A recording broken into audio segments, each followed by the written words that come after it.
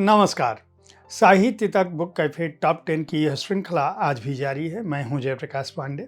आप जानते हैं कि पिछले 22 दिसंबर से मैं हर दिन आपके लिए साहित्य तक की विविध विधाओं की जो 10 चुनी हुई पुस्तकें हैं उनकी जानकारी आपको दे रहा हूं। वर्ष के आखिरी दिनों में हम हैं। सिर्फ एक दिन बाद यह तारीख बदल जाएगी, यह वर्ष बदल जाएगा। वर्ष 2025 में हमारा आपका साथ बहुत ही उम्दा रहा, बहुत ही सुहाना रहा और इस दौरान जिन लेखकों ने, पुस्तकों ने अपनी छाप छोड़ी भारतीय साहित्य जगत पर, हिंदी साहित्य जगत पर, उन सबके बारे में यथासंभव साहित्य तक ने आपको सूचना दी, जानकारी दी। आज कहानी संग्रहों की बारी है।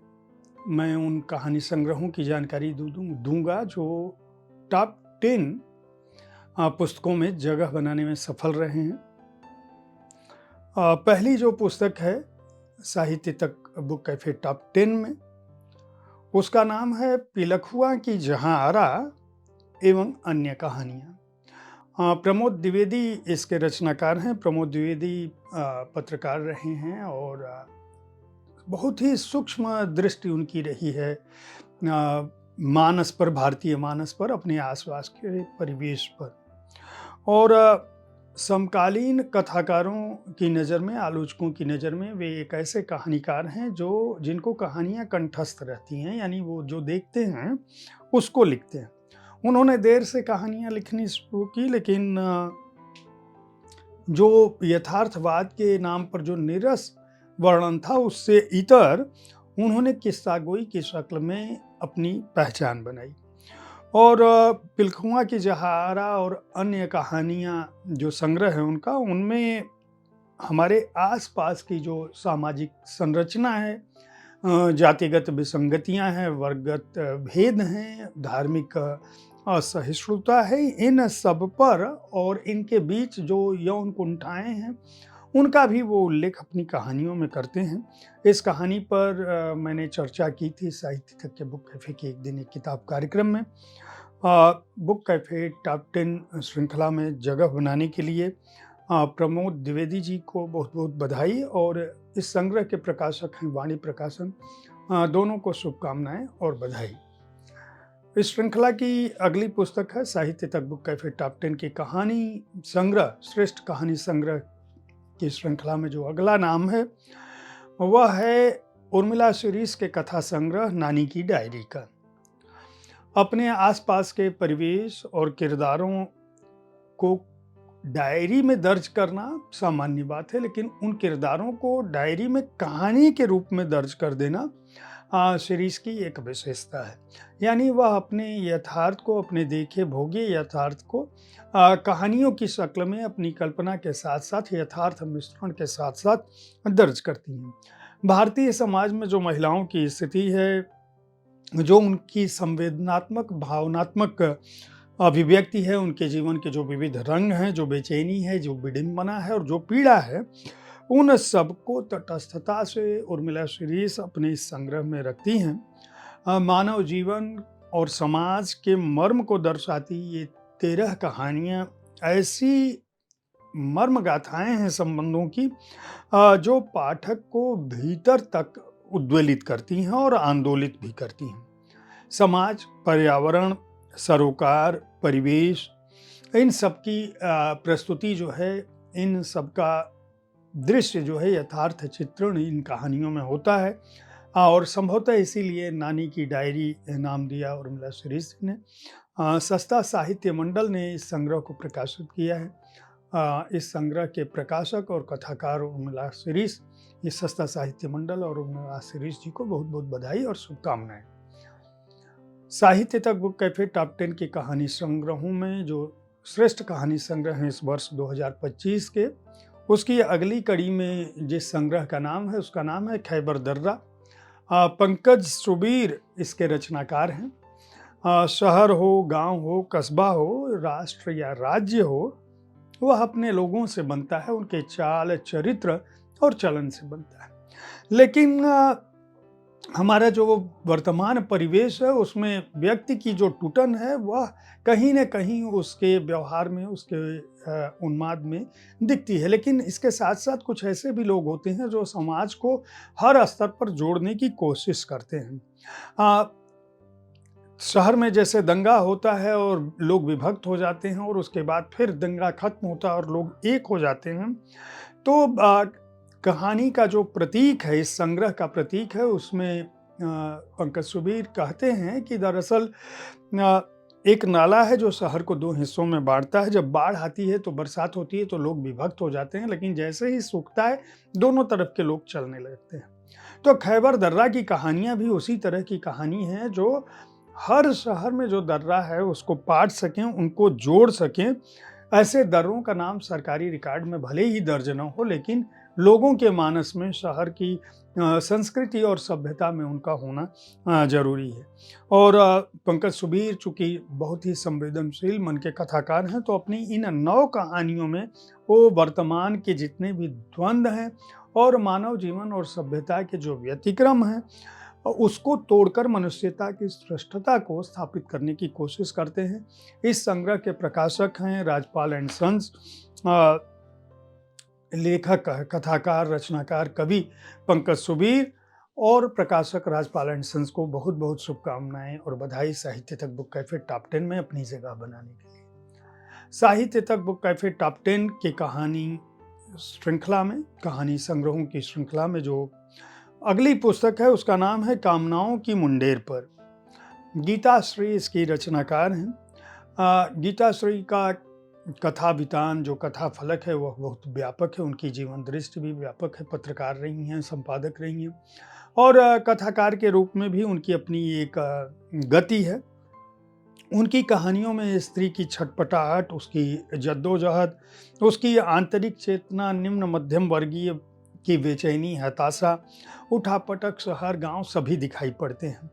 और इस संग्रह की कहानियों में कश्मीर समस्या, राजनीतिक समीकरण, जाति व्यवस्था, धर्म, वर्ग विभेद जैसे वो सभी प्रश्न कहीं न कहीं परोक्ष या प्रत्यक्ष रूप से दिखाई पड़ते हैं, जो भारत की जो साझी विरासत है और संस्कृति है, उसको प्रभावित करते हैं। उनकी कहानियों में जो यहाँ पे किरदार और पात्र हैं, उनमें परिवारों का द्वंद्व, अंतर्द्वंद, उनका परिवेश यह भी दिखाई देता है और जिस बखूबी से वो तेज बदलती रफ्तार से परिवर्तित दुनिया को जोड़ने की कोशिश करती हैं, संवेदना के साथ जोड़ने की कोशिश करती हैं, उसके लिए उनको बधाई दी जानी चाहिए। इस संग्रह के प्रकाशक हैं राजकमल प्रकाशन। गीताश्री रचनाकार और प्रकाशक राजकमल प्रकाशन को बहुत-बहुत बधाई, शुभकामनाएं साहित्य तक बुक कैफे टॉप 10 में अपनी जगह बनाने के लिए।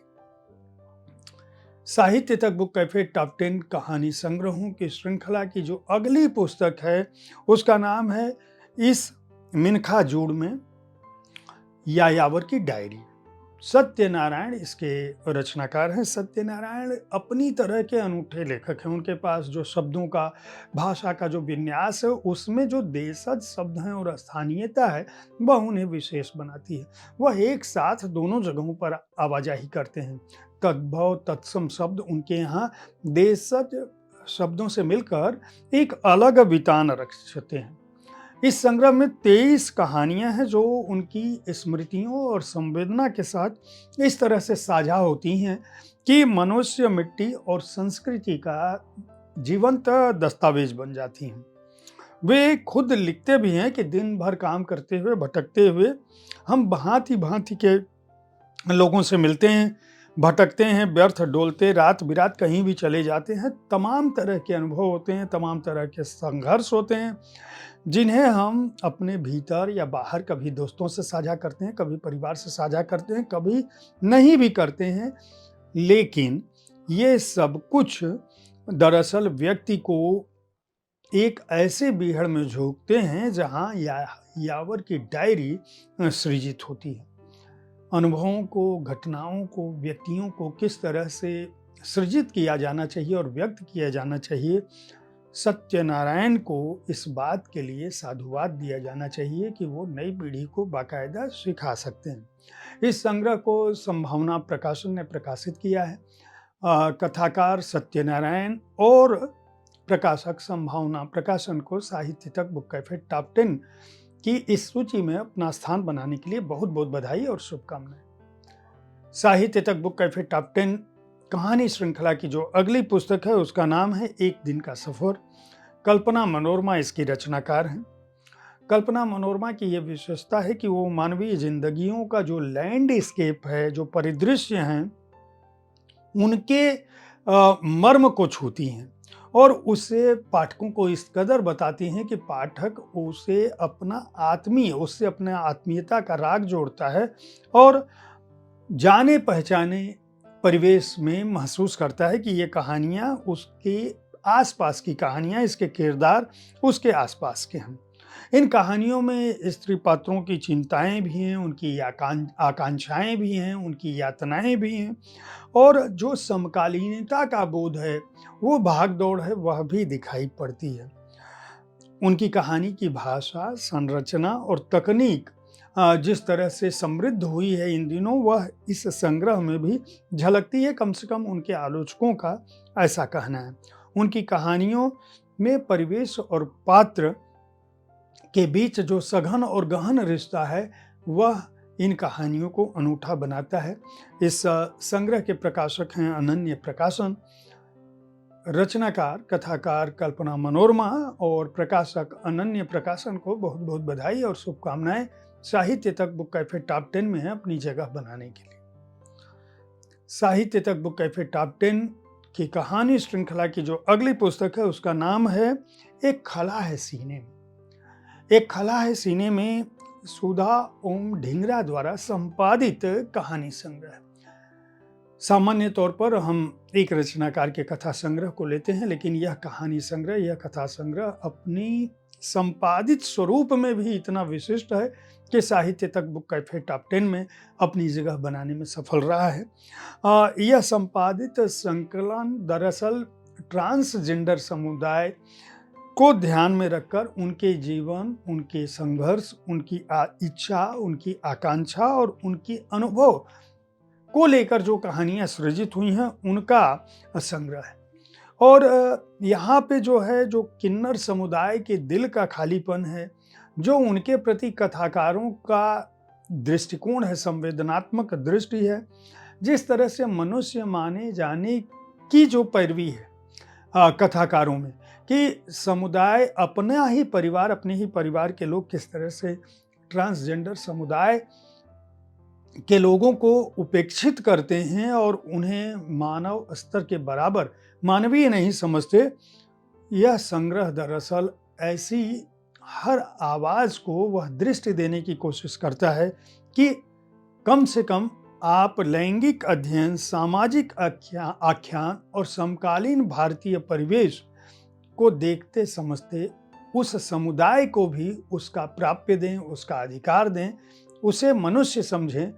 वह कम से कम निम्न जो मानवीय मूल्य हैं उनसे इतर वह बृहत्तर मानवीय मूल्यों का अधिकारी है।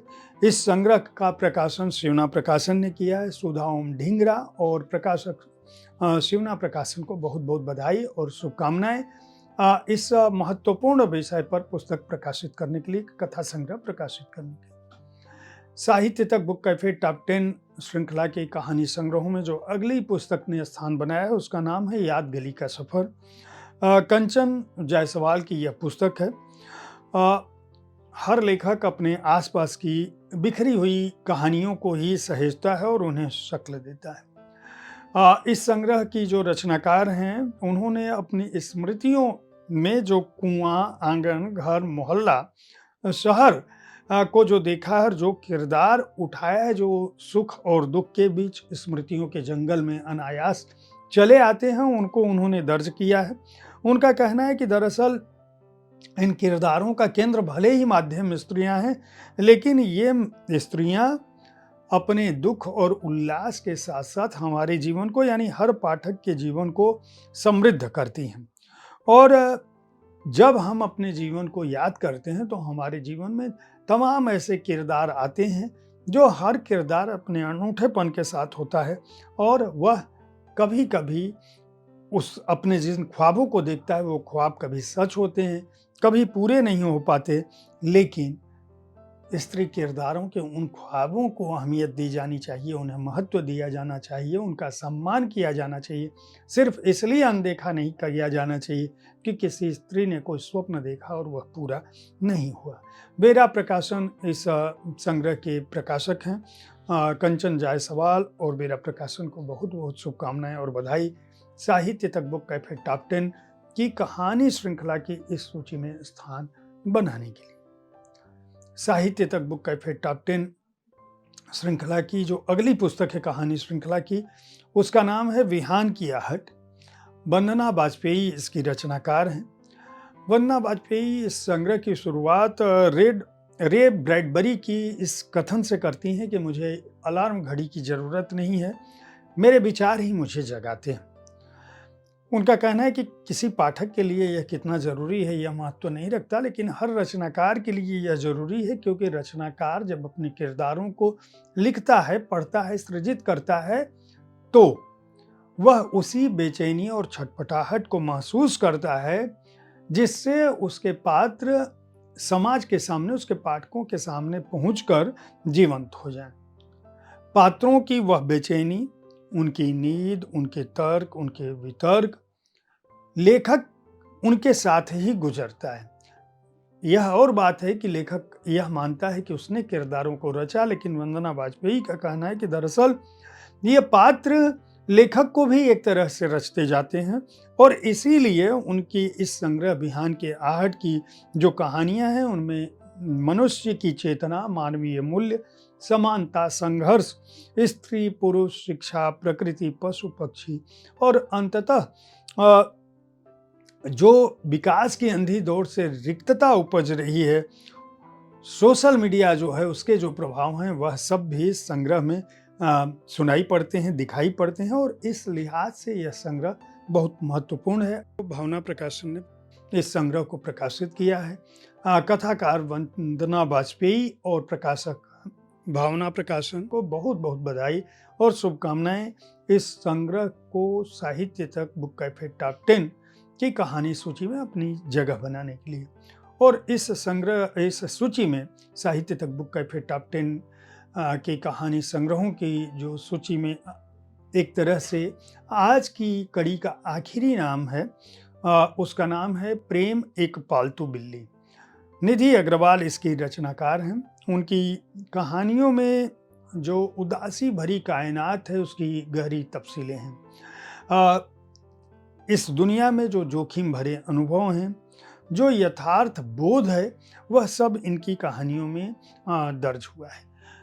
निधि अग्रवाल के स्वयं के शब्दों में जब इस संग्रह के बारे में जो बताया गया है, जो परिचय है, उसमें कहा गया है कि जो विषाद की वजह है, वहाँ जब हम खोजते हैं किसी व्यक्ति के विषाद की जगह, तो जिंदगी के तमाम उतार चढ़ाव दिखते हैं। स्त्री पुरुष दोनों किरदार मिलते हैं। ऐसे लोग भी मिलते हैं जिनकी रूहें जागृत हैं, ऐसे भी लोग मिलते हैं जिनकी रूहें शैतानी प्रवाहों से, फितरतों से भरे हुए होते हैं। इनकी कहानियाँ जीवन के में जो पैवस्त हुआ है, नैतिक और अनैतिक, यानी कि किसी भी दुनिया में ब्लैक एंड वाइट नहीं, ग्रे स्केल भी होता है, उसी का चित्रण वो अपनी कहानियों में करती हैं। और उनका कहना है कि जितना भी दारुण हो, दुख हो, सुख हो, जीवन के पतन की आशा हो, उन सब के बीच एक संभावना होती है उत्कर्ष की, उत्कृष्टता की, और सुंदरताएं बची रहती हैं। पाप बोध जो है वह समाप्त होता है। राजकमल प्रकाशन इस संग्रह के प्रकाशक हैं। प्रेम एक पालतू बिल्ली है। बिल्ली के निधि अग्रवाल को और राजकमल प्रकाशन को बहुत बहुत बधाई और शुभकामनाएं साहित्य तक बुक कैफे टॉप 10 की कहानी संग्रह की श्रृंखला में स्थान बनाने के लिए। मैं पहले ही स्पष्ट कर चुका हूं कि साहित्य तक किसी भी रूप में रैंकिंग का निर्धारण नहीं करता। हमारी जो सूची है वह टॉप 10 पुस्तकों की जानकारी देने तक सीमित है। हमारी कोशिश होती है कि जो बेहतरीन पुस्तकें वर्ष 2025 में प्रकाशित हुई हैं या किसी भी वर्ष में, इस सूची से आप जान सकें कि उस वर्ष की विधा विशेष की कौन सी पुस्तकें श्रेष्ठ हैं। पहली पुस्तक भी 10वीं हो सकती है, 10वीं भी पहली हो सकती है।